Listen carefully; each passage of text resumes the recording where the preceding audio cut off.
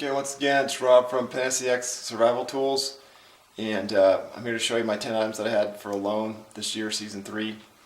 Wasn't chosen as an alternate, so just want to show them to you before they fade away. So here it is. First item we'll say is this item right here, which is my stainless steel pan. It's about 2 quarts. It may be slightly over that, but they approved it, which is awesome. It's a heavy pan, you know. It has one of those insulators on it, which I would never take backpacking, but you know, since you're not really hiking, you're just finding your location and then setting up. It's good and durable, all metal, difficult to break. So then also I selected this lid off of another pot that I had. It's nice and lightweight, stainless steel lid, and I selected it because it has this groove in here, so not like I use it as a plate or even boil water to make tea as I'm cooking my food, which is nice to be able to have, you know, some tea with your meal. I could pour it off into a, you know, made cup or my my quiver cup. So anyway, that's the pot that I choose to bring. Also, yeah, this dish area was good for stacking coals on fire for the fire, you know, so you could make basically a Dutch oven out of it. Put coals on top, bake things. All right, next item is this custom saw. I got this saw blade, which is a really nice pruning saw blade. It's a pull saw. It's a tri-tooth, you know, Japanese style saw blade, and I heavily modified this saw, which I hope to have as an item for sale on PanacX website eventually. So what I did here, this saw can cut through about a 12-inch diameter log in about, you know, 7 minutes, which may sound like a long time, but it's pretty quick. Well, you know, fairly hard pine is what I cut through. I think that's right. Let me check out that. Anyway, I can cut through it quickly. And what I did to it was I modified this back edge. I cut a cross-cut teeth in there. Let me see if I can get a good shot on that. The teeth on here, I hand cut in with a file. I set it up on there and hand cut it so that I could have a cross-cut, you know, for like fine things. Like, let's say I have to shorten a spindle, you know, for a bow drill. You know, it's hard to hang on to, and these big teeth would catch. So I would go to this side and I would cut through it, you know. So for like notching also on traps, I could do it quickly with this, or notching in my fireboard, I could do it quickly. Well, this would catch and be really difficult to do. Okay, so I have that part of this saw modified. I also sandblasted this, actually mainly for production, just take the logo off, you know, because they'd have to blur it all out. So anyway, then I sharpened this edge like a machete. So you can see that I set up this handle so that it, you know, you can use 2 hands when you're sawing, and so this is for the main saw, but then I can flip it over like this and use it like a machete, so I can chop boughs, you know, let's say for bedding, or you know, cut, you know, grasses, or like, let's say, cattails, also for bedding or other material. So that's really cool. Also, this handle is made from red cedar handle, so potentially I could you know, notch this with my knife and break this part out, make a spindle, make this into a fireboard, and I'd have, you know, known woods that I could work with that are nice and dry if I need to use that to make a fire.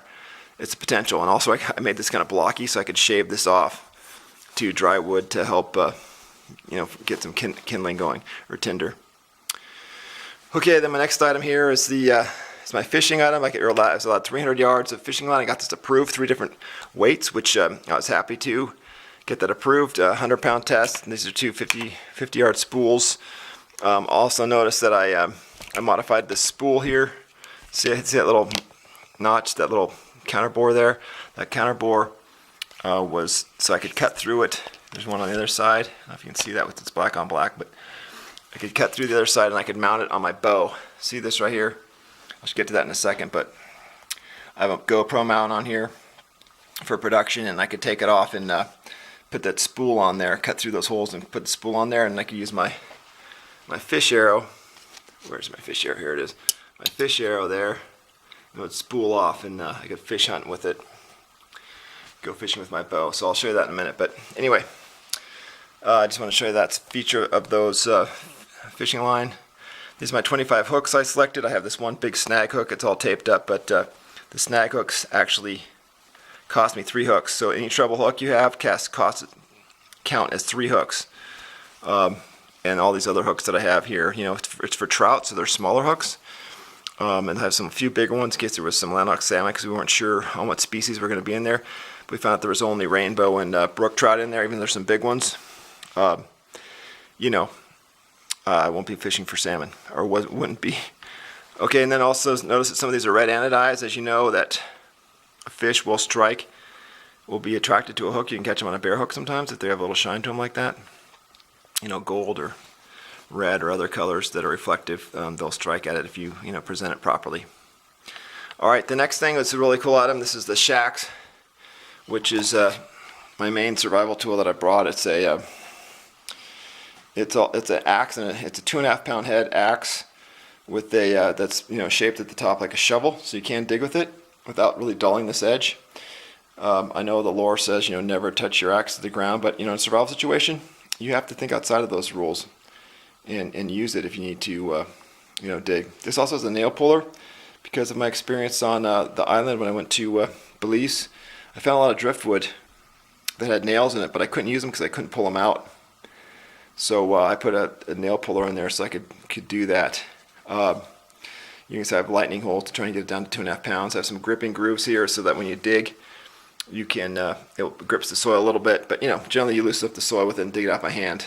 But if you're in really rocky soil, it's superior to have a digging tool that's made out of steel, so you don't have to burn the calories that you would with a digging tool, digging stick. In rocky soil, it just takes a lot of effort.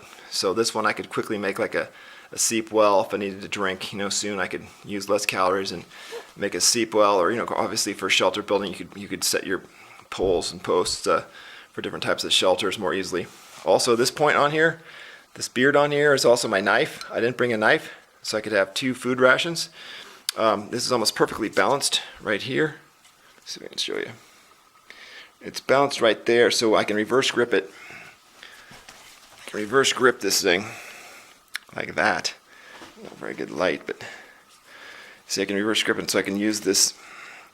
I can use this knife. It's really cool for making tinder. You can rotate it down and shred tinder on it. I'll have to show you in another video, but anyway, this is going to be my knife. My main, heavy cutting knife, and I was going to use my broadheads. I'll show that real quick. I was going to use this broadhead. See how big it is compared to my finger. I custom made these broadheads out of 1095 steel. They're .094 thick. That one's a little bit bent, but anyway, these are going to be my small knives. So I was going to, make a little custom handle for it, and I'd have a 1 or 2 knives depending if I needed the other one. I also have other broadheads that I have on my other arrows. I'll show you those in a minute. But anyway, that was going to be my knife, that larger one, and this would be general utility knife for carving and for general processing of game and stuff. Just make another handle. It has a wood screw that goes inside the shaft, so I could put it on anything without glue. It unscrews from here. Self-tapping wood screw. I'll have to show that in another video too. Hope to offer these for sale as well. Something similar anyway. Okay. Then the next item, so at the shack, I also have on the shacks I have it graduated in 1-inch segments, which is commonly done, so you can measure things, your fish for fish stories, or you could, if you're building construction, you can figure stuff out. Oh, another really cool feature about the shacks is that I custom made this giant sheath for it, so that I could put a stick in here, you see, and it would come out, and that stick would act as you could either use as a paddle, or in this case in Patagonia, I could use it for a paddle, and I could also use it for a snow shovel. So when the snow is light, I could totally dig snow with it. It's a little thicker. It's, dual tone. I got kitey brown on one side and green on the other, and I could just lash it to this stick that comes out from my paddle / shovel. Okay, so that's a cool feature. Also, I left a little extra on here. I was going to cut this off and use it for a sheath.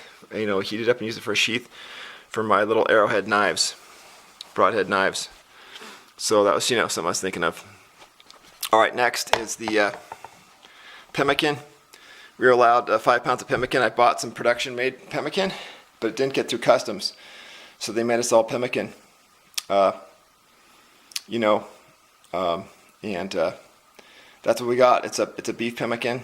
I'm not sure what the berries are in it. I think it's blueberry, but I'm not certain. But anyway, beef tallow with beef, with the regular beef.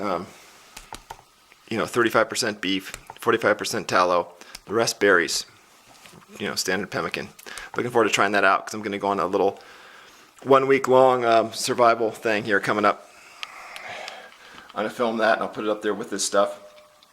But while I'm here in Patagonia and I got all my gear, I'm going to go for a survival trip. So I'm going to do a solo on a lake nearby here and, basically have a similar experience for a week before I fly back, and looking forward to checking that out. So I'm going to bring the same gear that I would have had and go for it.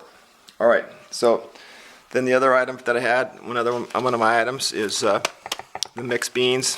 I also came with a lot of really carefully thought out beans, including beans that I grew for my garden, but didn't get through customs, so they got these local beans, which I'm not that happy with.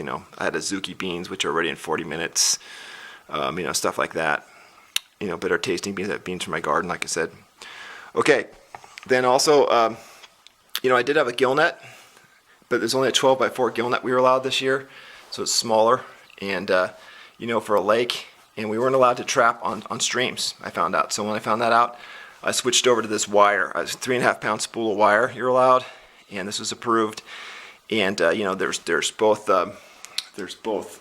boar, large boar here, a lot of boar sign they set around the lake, and there's also a red deer, which is kind of like a small elk. They're pretty big, so I was going to try and snare those. I was going to braid it, double it up. So anyway, that's pretty cool. I went with that, and then next item, I'll just go with the bow, which you already saw a little bit. That's a Semic Sage takedown bow. They're nice bows. I use a 45 pounder because I'm really not that much of an experienced archer, and because of that, I'm more accurate without such a heavy bow. I'm not going to 55 pounder. I need to go a little bit lighter to hold it on target better and longer. So that's what I went with. I think it would be all right. I'm close enough. 25 yards, maybe 30 yards max. But anyway, then I go on to, here's my arrow selection. You already saw some of these. This is the ones that I made. These two on the wood shafts. Like I said, that their tips are replaceable. If I broke a shaft out there, I could screw it on to another shaft that I made without glue, because it's designed, has a self-tapping screw. These other ones are carbon fiber arrows, which I got approved, so I was surprised. I thought they had to be wood shaft arrows, but I got these approved, and I forget what grain weight these are. I'm thinking 100, 110 grain. Steel, small broadheads. I could use it for either one and for practice. To me, it was important to be able to practice, and with a regular broadhead, to get dinged up pretty well. Of course, these will sink in pretty deep, but at least I have a chance to recover them and use it. And then, like I said earlier, also was this fish arrow, which I was hoping I'd find some big fish. I don't know if that's such a good idea. In a lake, with trout. I don't know. But that's what I chose before I got here. I think I'd pick another regular arrow, or maybe a small game arrow, or a practice field tip. Anyway, that's what I chose. No fletching on the back for better penetration into the water, of course. And that's basically it. Oh yeah, the 10th item is this, of course. Look how big this is. It's ridiculous. This is my sleeping bag. It takes up almost the entire area of the inside of my pack. But I was able to get all my clothes in here. Pull it out. Here it is. Look at that. It's a monster. I wouldn't have got this thing had I known that the temperatures don't get as cold here where we are. We're only about 3,000 feet. So it only gets down to like 20. Its average is 20 during the winter. Sometimes it gets down to 0, but it doesn't get sub 20 like this goes. So it goes sub 20. All right. So those are my 10 items. Going back over it again. I got, and I'll show you my clothing in a minute. Got 1 sleeping bag, 2 pot with the lid, 3 custom tree saw with a crosscut sawtooth on the back, a machete grind on the back there, convex grind on it. Then my 300 yards fishing line and 25 hooks. Then my shacks, which is 01 carbon steel with this rubber sleeve on it, so I can reverse grip it as a knife with a reinforced fiberglass handle. Oh, I never went over this, but yeah. So then this other item is the my ferro rod, 1/2-inch ferro rod, good quality ferro rod. And this, I got this approved, which is a Sawzall blade that I put a shrink wrap on, and I cut a groove in here, so it's like a hook, you know. So when it goes down the ferro rod, it really makes a lot of spark because it's shaving off a big curl of ferro rod material, and that ignites and sends a big piece of flaming ferrocerium into your tinder bundle. So that actually works really good. I'll have to show that later because I'm just doing this one-handed with this small camera. Okay, then the next item was pemmican beans. That's 1, 2, and then the next one was 3.5 pound spool of wire. Then this is one of the best deals really of the whole production is